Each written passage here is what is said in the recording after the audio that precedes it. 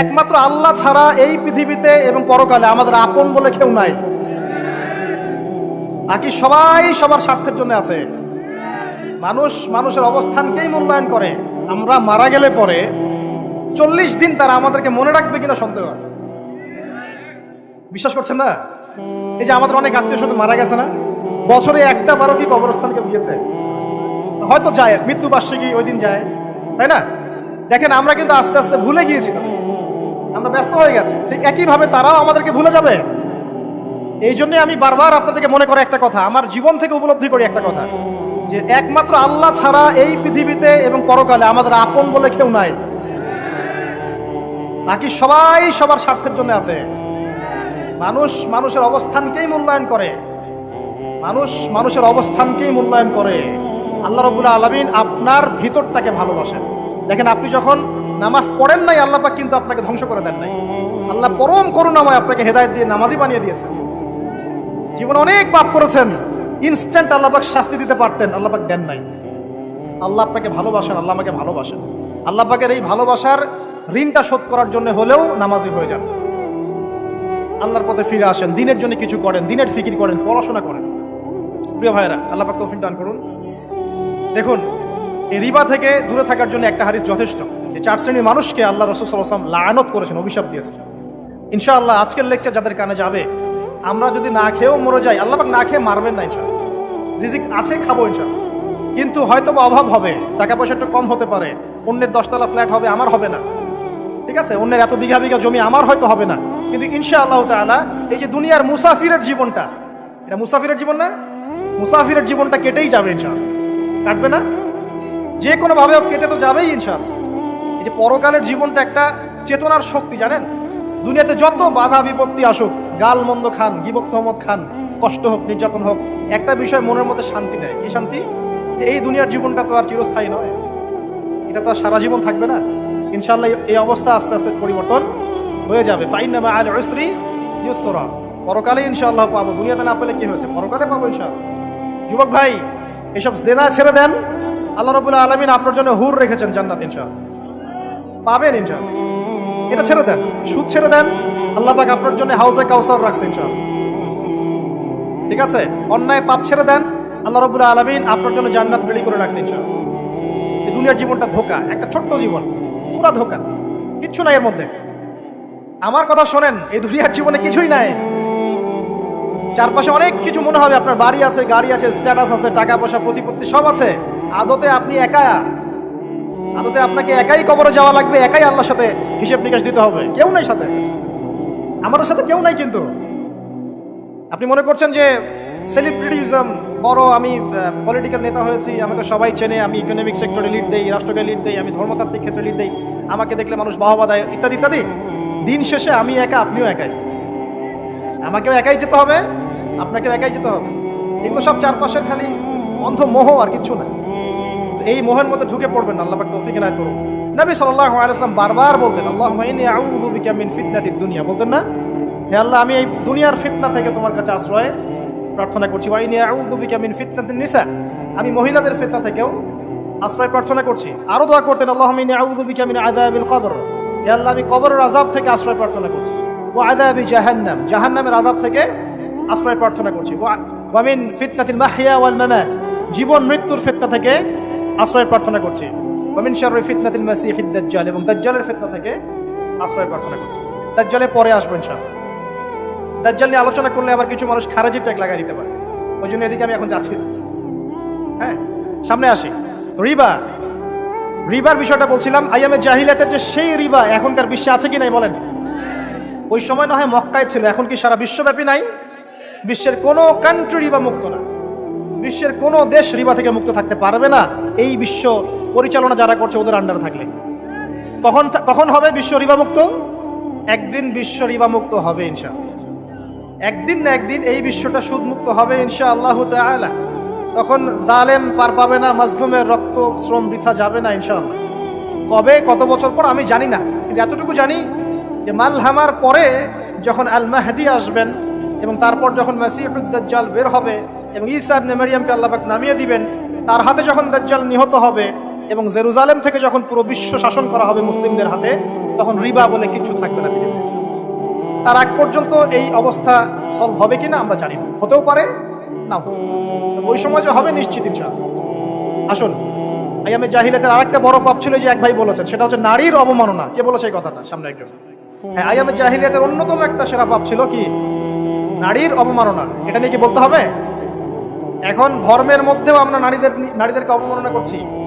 বহু নামাজি ব্যক্তি আছে আমাদের মধ্যে, দেখবেন বোনের সম্পত্তি দেয় নাই, মেয়েকে শিক্ষিত করতে চাচ্ছেন না। কেন চাচ্ছেন না? ওর কি অধিকার নাই শিক্ষার? আপনি কি জানেন যে আয়েশা রাদিয়াল্লাহু আনহার কাছে বহু সাহাবী হাদিসের তালিম নিয়েছেন, বহু হাদিস শিখেছেন কে? মা আয়েশা রাদিয়াল্লাহু আনহা। তিনি যদি শিক্ষিত না হতেন শেখাতে পারতেন? তো মেয়েদের শিক্ষার দরকার আছে না? হ্যাঁ, কি বিষয় দরকার? তাদের উপযুক্ত পরিবেশ নিশ্চিত করতে হবে, নিরাপত্তা, পর্দা এগুলো নিশ্চিত করতে হবে। তারপরে মেয়েদেরকে আপনি অবশ্যই শিক্ষিত করুন। ঘরের কোণে বসে রাখতে কে বলেছে? আপনি নিরাপদ পরিবেশ দেন, পর্দা দেন, তারা মাদ্রাসা যাবে, পড়াশোনা করবে। ঠিক আছে? আল্লাহ পাক আমাদের মা বোনদেরকে শিক্ষিত করার তৌফিক দান করুন, আমিন। ভালো ভালো কোয়ালিটি সম্পন্ন মহিলা মাদ্রাসা গড়ে তোলেন। আর মেয়েরা যদি শিক্ষিত না হয় তাহলে আমাদের বাড়ির বউরা শিক্ষিত হবে। আর বউ শিক্ষিত না হলে আপনি একা শিক্ষিত হয়ে লাভ নাই। তখন ওই যে বললাম টর্চার সেল, ওই টর্চার সেলে ঢুকতে হবে আর কি। কথা বুঝতে পারছেন না? আগে বিয়ে শাদী করেন, বুঝবেন ইনশাআল্লাহ। যারা করেছেন তারা অলরেডি হাসছে যে মিটমিট করে দেন। ঠিক আছে? আচ্ছা, সামনে আসেন। দেখেন মেয়েদের অবমাননা কিভাবে দেখাবো। সবচেয়ে বড় অবমাননা হচ্ছে ওদের দেহটাকে আমরা এখন পণ্য বানিয়েছি। এই যে পর্নোগ্রাফি দেখেন, এই মেয়েগুলোর ইজ্জতের কোনো দাম নাই। মানে তাদের দেহটাকে একটা ব্যবসার সামগ্রী বানানো হয়েছে। আমি একটা লেকচার দিয়েছিলাম ঢাকায়, নীল দর্পণ, দেখবেন অনলাইনে আছে। ওখানে আমি স্ট্যাটিস্টিক দেখিয়েছি যে সারা বিশ্বে এই যে আমেরিকায় শুধুমাত্র $12 বিলিয়ন ব্যবসা করে পর্ন দিয়ে। এটা একটা ব্যবসা, একটা ইন্ডাস্ট্রি। যেমন ফিল্ম ইন্ডাস্ট্রি আছে, তারপরে গানের ইন্ডাস্ট্রি আছে না, এরকম একটা ইন্ডাস্ট্রি হচ্ছে এই পর্ন ইন্ডাস্ট্রি। এখানে সবাই অ্যাক্টর অ্যাক্ট্রেস, এটা হচ্ছে অভিনেতা অভিনেত্রী। এখানে যা দেখানো হয় এগুলো কিন্তু রিয়েল না, বাস্তব না, সব ফেক। বুঝতে পারছেন না কথা? এগুলো অভিনয়, এগুলো ফেক। এবং এটা একটা ইন্ডাস্ট্রি, এর মধ্য দিয়ে মেয়েদের দেহটাকে পণ্য বানিয়ে সারা বিশ্বে ব্যবসা করছে। এবং এর একটা অন্যতম উদ্দেশ্য হচ্ছে মুসলিম যুবকদের ঈমান যেন নষ্ট করা যায়। কারণ মুসলিম যুবকদের ঈমান চলে গেলে তারা নিশ্চিন্ত, ওদের পথে আর কেউ বাধা নাই। কারণ ওদের এই জুলুমের পথে বাধা যদি কেউ দিতে পারে তাহলে কারা দিবে? মুসলিমরা। আর মুসলিমদের মধ্যে সবচেয়ে শৌর্যবীর্য কাদের মধ্যে থাকে? যুবকদের মধ্যে। যুবকদের ঈমান যদি চলে যায় তাহলে এদের আর কোনো সমস্যা নাই। এই বিষয়টা খেয়াল করবেন যে এটা একটা ইন্ডাস্ট্রি। সো এখানে আমরা মেয়েদের দেহটাকে আমরা কি বানিয়েছি? পণ্য বানিয়ে দিয়েছি। আর এখন তো চলছে কাপড় খোলা সংস্কৃতি। প্রত্যেকটা সেক্টরে আপনি গিয়ে দেখবেন মেয়েদের ইজ্জত, সম্মান, আব্রুটাকে উন্মুক্ত করে এটাকে দিয়ে আমরা বিজনেস করছি। এটা একটা বিজনেস। এখানে সমাধান কি? সমাধান আয়েশা রাদিয়াল্লাহু আনহা। সমাধানকে সমাধান ফাতিমা রাদিয়াল্লাহু আনহা। সমাধান খাদিজা রাদিয়াল্লাহু আনহা। আমাদের মা, আমাদের বোন, আমাদের স্ত্রীদেরকে তাদের মতো করে মানুষ করতে হবে, গড়ে তুলতে হবে ইনশাআল্লাহ। দেখবেন নারীর সত্যিকারের সম্মান নিশ্চিত হবে ইনশাআল্লাহ। ইসলাম কি কখনো বলেছে যে মেয়েরা কাজ করতে পারবে না, পড়াশোনা করতে পারবে না ইত্যাদি? এই নাস্তিকরা তো ঠুনকো যুক্তি দিয়ে আক্রমণ করে। কে বলেছে সমস্যা? এমন ইসলামিক স্টেট আছে যেখানে একটা স্টুডিও, মনে করি স্টুডিও, ছবি তোলা হয়, কথার কথা, সেখানে সব কর্মী মহিলা, কোনো পুরুষ নাই। একটা মাদ্রাসা, সমস্ত কর্মী মহিলা, কোনো পুরুষ নাই। একটা স্কুল, সবাই মহিলা, কোনো পুরুষ নাই। ওখানে মেয়েরাই পড়ে, মেয়েরাই শেখায়। জায়েজ না জায়েজ বলেন? একটা নিরাপদ পরিবেশে যদি মেয়েরাই মেয়েদের দায়িত্ব নিয়ে পড়াশোনা করায়, ব্যবসা করে, অন্য কিছু করে, জায়েজ না জায়েজ? তাহলে পরিবেশ নিশ্চিত করাটা হচ্ছে চ্যালেঞ্জ। ইসলাম বলছে না যে আপনি তাকে একদম মানে অজ্ঞ করে রেখে ঘরের কোণে ফেলায় রেখে দেন, তাকে আপনি পড়াশোনাও শেখাবেন না, সম্পত্তির অধিকারও দিবেন না, কিছুই না। এগুলো ইসলাম কখনো বলেনি। বলেছে? আরে বোকা মানুষ, রাসূলুল্লাহ সাল্লাল্লাহু আলাইহি ওয়াসাল্লামের সময় তো মহিলা সাহাবীরা উহুদের যুদ্ধ করেছে। কি শুনলেন? রাসূল সাল্লাল্লাহু আলাইহি ওয়াসাল্লামের সময় মহিলা সাহাবী উহুদের যুদ্ধও করেছে। উহুদের যুদ্ধের নাম শুনেছেন? ওখানে মহিলা সাহাবীও ছিল, তীরন্দাজ। তাহলে মহিলারা কি করে নাই নবীর যুগে? খাদিজা রাদিয়াল্লাহু আনহা যত বড় ব্যবসায়ী ছিলেন, এখন এত বড় ব্যবসায়ী পাবেন? কোন মেয়ে আছে এত বড় ব্যবসায়ী? উসমান রাদিয়াল্লাহু আনহু যত বড় বিজনেসম্যান ছিলেন, এখন এত বড় বিজনেসম্যান আছে? তো কি ছিল না সেই স্বর্ণ যুগে? ওই স্বর্ণ যুগের সুন্নতি আমাদেরকে আমল করতে হবে। আল্লাহ পাক তৌফিক এনায়েত করুন, আমিন। প্রিয় মা ও বোনেরা, পর্দা ছাড়বেন না। আপনাদের জন্য 4টা কাজ: স্বামীর আনুগত্য করা, লজ্জাস্থানের হেফাজত করা, আপনার 5 ওয়াক্ত সালাত ঠিকঠাক মতো আদায় করা এবং রমজান মাসে সওম রাখা। নবীজি বলেছেন সাল্লাল্লাহু আলাইহি ওয়াসাল্লাম, জান্নাতের যে কোনো দরজা দিয়ে ইচ্ছা আপনি প্রবেশ করতে পারবেন। আপনার জন্য সহজ। আর স্বামীর আনুগত্য বলতে আমি বুঝাইনি স্বামীর দাসত্ব করতে হবে, এটা বলিনি। এখনকার কিছু ফ্যামিলিস্ট মেয়ে আছে, ওরা আনুগত্য শব্দ মনে হয় যে দাসত্ব মনে হয়। আনুগত্য দাসত্ব এক জিনিস না। আনুগত্য কি? স্বামী কুরআন সুন্নাহর অনুকূলে কোনো কথা বলেছে, আপনি মানবেন। স্বামী বলছে পর্দা করো, তোমাকে ভালোবেসে বলছি তুমি পর্দা করো, তুমি আমার অনেক প্রিয় একজন মানুষ, তুমি বেপর্দায় বাইরে যাবা, লোকজন দেখবে, কেমন হয়? ঠিক আছে, তোমাকে তো আমি বিয়ে করেছি, তুমি আমার মানুষ, তোমাকে দেখবে কেন? ঠিক আছে, তো এখন স্বামী ভালো কথা বলেছে, আপনি শুনলেন, এটা আনুগত্য। আর ওই স্বামী যদি বলে আসো তো আমার কলিগরা এসেছে, ওকে খাবার সার্ভ করতে হবে, আসো খাবারটা পরিবেশন করো, এখন আপনি বেপর্দা হয়ে আপনার স্বামীর কলিগের সামনে খাবার পরিবেশন করতে শুরু করবেন, এটা কি আনুগত্য করতে হবে? এটা তখন আপনি আনুগত্য করবেন না। সিম্পল, কুরআন সুন্নাহর অনুগত কাজে আপনি স্বামীর আনুগত্য করবেন, বিপরীতে গেলে আপনি করবেন না। স্বামীর আনুগত্য মানে স্বামীর দাসত্ব নয়। আর এই হাদিসটা আপনি কেন ভুলে যান যে আল্লাহ রাসূল সাল্লাল্লাহু আলাইহি ওয়াসাল্লাম বলেছেন, আল্লাহ ছাড়া যদি কাউকে সেজদা করা যেত, সম্মান বুঝাচ্ছেন, আল্লাহ ছাড়া যদি কাউকে সেজদা করা জায়েজ হতো, আমি মেয়েদেরকে বলতাম যেন স্বামীকে সেজদা করে। কেন? কারণ আপনাকে রেসপন্সিবিলিটি, আপনার খাবার, আপনার ফুড, আপনার শেল্টার, আপনার মানে পুরো দায় দায়িত্ব নিজের হাড় ভাঙা পরিশ্রম দিয়ে, জীবনের ঝুঁকি নিয়ে স্বামী আপনার জন্য করে। সে আপনার সম্মান পাওয়ার যোগ্য তো? সে কি আপনার সম্মান পাওয়ার যোগ্য নয়? আপনি যদি সম্মানের হক আদায় না করতে পারেন তাহলে আপনি অকৃতজ্ঞ। আর অকৃতজ্ঞ মেয়ে কখনো জান্নাতে যাবে? একটা হাদিসে আছে, বেশিরভাগ মেয়ে জাহান্নামে যাওয়ার অন্যতম কারণ হচ্ছে তারা স্বামীর সাথে কুফরি করে। কি করে? মানে সারা জীবন স্বামী ভালোবেসে যায়, ভরণ পোষণ দিয়ে যায়, সব চাহিদা পূরণ করে যায়, একদিন দেখবেন কথা কাটাকাটি হয়েছে, ওই দিন বলে বসবে যে তোমার কাছে আমি কিচ্ছু পাই না। এই যে কুফরি, এই কারণে তারা জাহান্নামে যেতে পারে, বেশি আল্লাহ হেফাজত করবে। আরেকটা কারণ হচ্ছে যে বেপর্দা। আপনাকে 4টা মূলনীতি ফলো করতে হবে। 1, এমন কোনো পোশাক পরবেন না যে পোশাকটা আটো সাটো, যেটা পরলে আপনার গায়ের কাঠামো বোঝা যায়। এটা বোরখা হলেও পরা যাবে না। আমি কি বুঝাতে পারছি?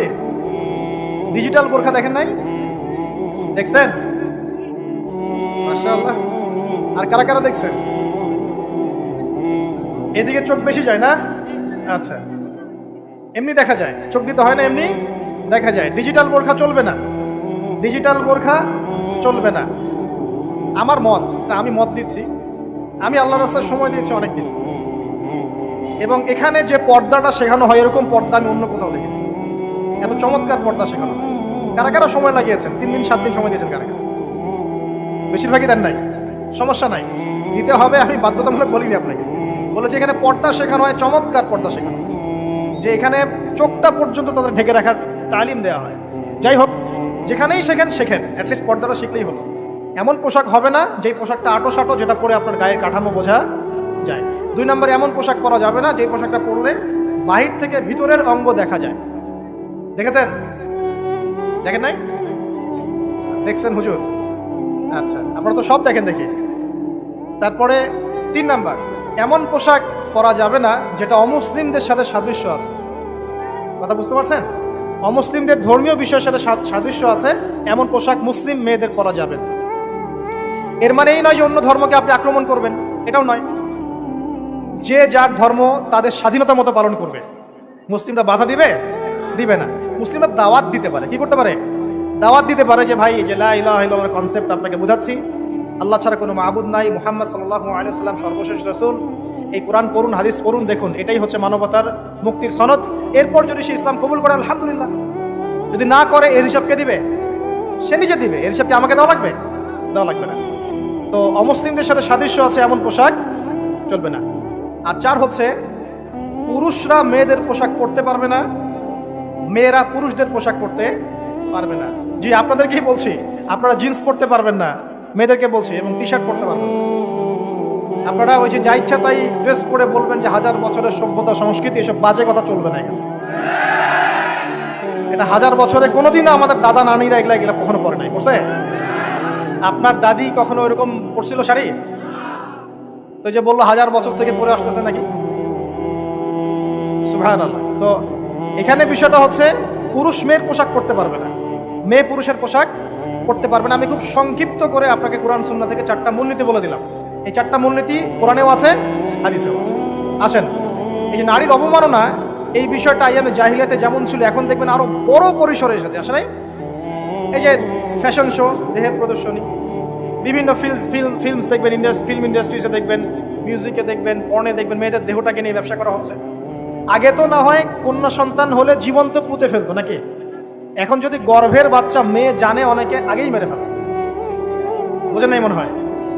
অনেকে যদি জানে যে গর্ভে মেয়ে সন্তান আছে আগেই মেরে ফেলে।